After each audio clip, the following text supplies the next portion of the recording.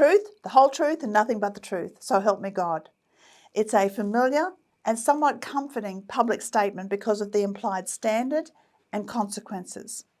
What would your reaction be if instead I promised to tell the government's truth, the whole truth according to the government, and nothing but what the government allows, so help me, Mr. Albanese?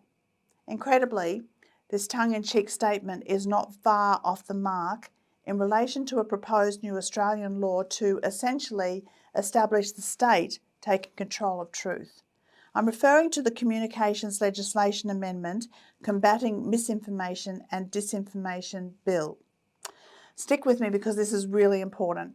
Our government has taken it upon themselves to declare war on your traffic on social media, which they believe includes any misinformation or disinformation.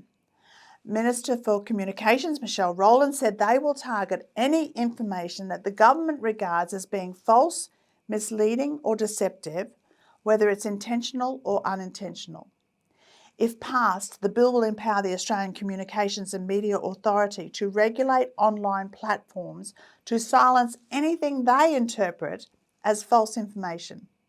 The state will dictate the criteria by which information is considered acceptable or not. The state will control the availability and presentation of information from and to Australians. And in other words, the state will decide what is truth and they will determine what is false in your content.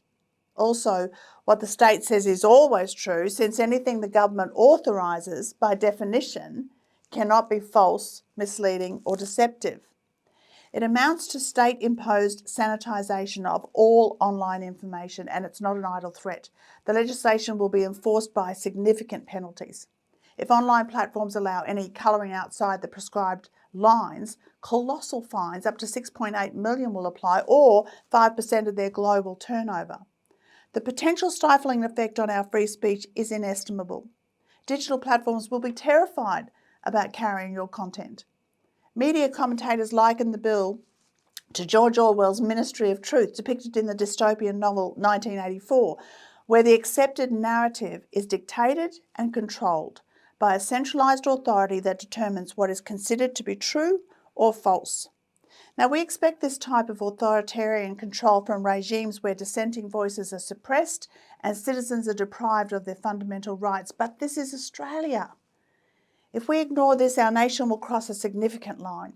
This is Big Brother on steroids, and it poses a very real threat to our Australian way of life, which allows everybody to form their own opinions with their own brains from a plethora of information without being coerced or manipulated by people in power pushing their own agenda. The Australia that is the envy of the world is a place where individuals are given liberty to think freely, to question, and to speak out when something doesn't pass the pub test. Our culture promotes free access to information and acceptance of differing opinions and ideas, and this is surely foundational to a democratic society that maintains justice for every individual.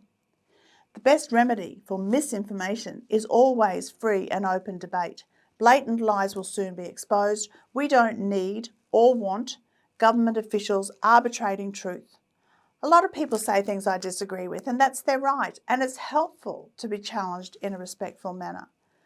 This bill is a clear curtailing of our democratic right to participate freely in open debate, and it's a shocking assault on free speech and our individual freedom of conscience and thought. Consider what these new powers would allow. The Labor Party endorses gender-fluid ideology.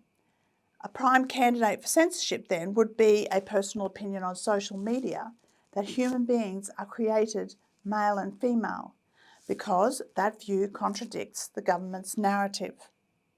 What about the fact that unwanted babies are regularly born alive after abortions in Australia and left to die? I can't tell you the number of times members of Parliament have said to me, it just doesn't happen. But the members of Parliament who know it is true, and those who are trying to do something about it, are howled down as extremists. So will this be another no-go topic for those of us who weep over our nation's lack of conscience towards these babies' lives? Eventually the truth will emerge. We don't have to look far back in history to find examples of information which was incorrectly labelled as true or false. Before sentencing Jesus to death by crucifixion, Pontius Pilate asked him, "What is truth?" And he asked the right person, because Jesus is the source, the very embodiment of truth. He is the only arbiter of truth. And he said that the truth will set us free.